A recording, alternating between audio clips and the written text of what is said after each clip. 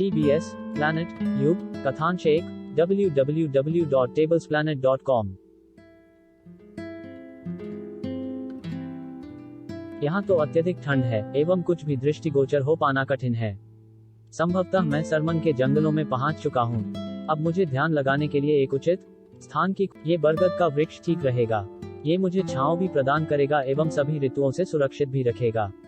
आगे पड़ा हुआ वह लकड़ी का मोटा तना मेरे लिए औसन का कार्य करेगा। उपयुक्त स्थान का चुनाव कर यज्ञ अपनी तपस्या आरंभ करता है, वह तपस्या जिसमें उसे तनिक भी अन्न व जल ग्रहण नहीं करना था। योजक चिन्ह। दिन महीनों में ढलते चले गए, किंतु युग आश्चर्यजनक रूप से अपनी तपस्या जारी रखे रहा। कदाचित उस दिव्य वन की आभा उसे जीवित रखे हुए थी। युग अपनी आंखें खोलता है। उठो पुत्र। फिर एक दिन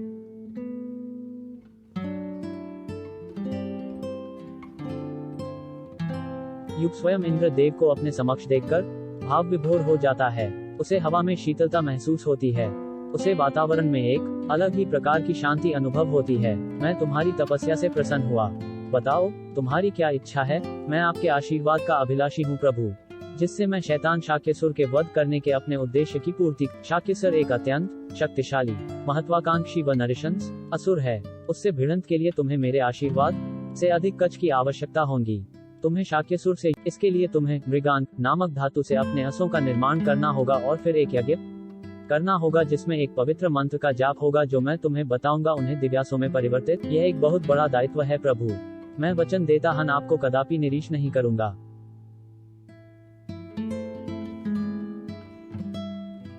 मृगांक की प्राप्ति के लिए तुम्हें चक्रगढ़ की यात्रा करनी होगी।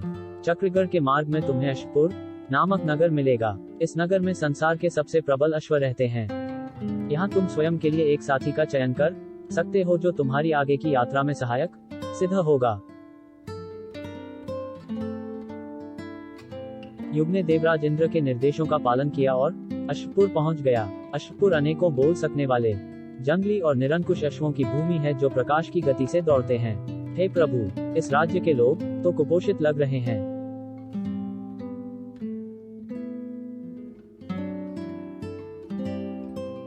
जब युग और आगे जाता है, इन लोगों को मेरी शीघ्र सहायता की आवश्यकता है। अपने लिए साथी की खोज से पहले मुझे इनकी सहायता के लिए प्रयास करना चाहिए, जिसके लिए युग एक व्यक्ति से मिलता है। प्रणाम, मैं भव्यनगर से आया एक यात्री हूँ।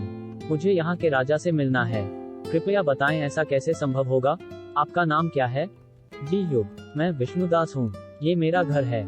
कृपया अंदर आएं। क्या मैं कारण जान सकता कि आप हमारे राजा से क्यों मिलना चाहते हैं। मैं अपने लोगों एवं स्वयं के लिए सहायता मांगना चाहता हूँ।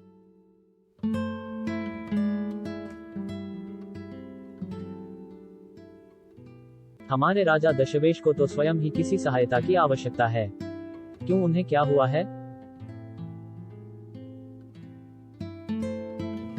केवल कुछ वर्ष पूर्व ही हमारा राज्य धनी, उपजाऊ एवं समृद्ध था। फिर राजा अश्विन ने हम पर आक्रमण कर दिया। हमारे साहसी राजकुमार सोमहर्ष शूरवीरों की भांति, परंतु किसी को तो उनसे मंत्रणा कर उन्हें अपने कार्यभार पर पुनः लाना चाहिए।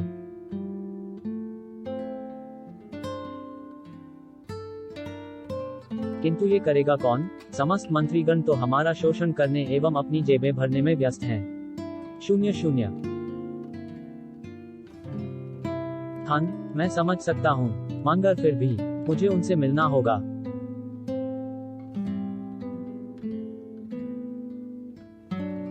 ठीक है, आप कल प्रातः काल उनसे मिल सकते हैं।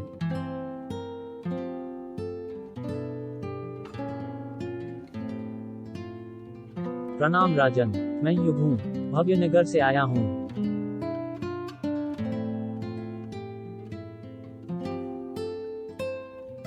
बताओ तुम्हें क्या चाहिए युग।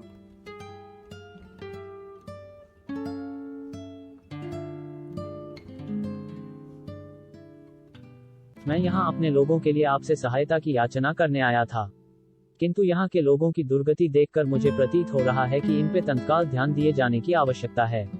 युग से इस प्रकार की बात सुनकर सभा जन भड़क उठे। हमारे महाराज से इस प्रकार बात करने का तुमने दुस्साहस कैसे किया। कृपया क्रोधित ना हो। मैं आपका शुभचिंतक, और एक शुभचिंतक को सदैव सत्य ही कहना चाहिए जो कि मैं कर रहा हूं। महाराज, आप ही इन लोगों के संरक्षक व पीलनहार हैं। मैं किसी के भी प्रति उत्तरदायी नहीं हूँ, पर चूंकि तुम मुझ पर दोषारोपण के हो, तो सुन लो, मैंने इस राज्य के कारण अपने पुत्र को खोया है। इसने मेरी सबसे प्रिय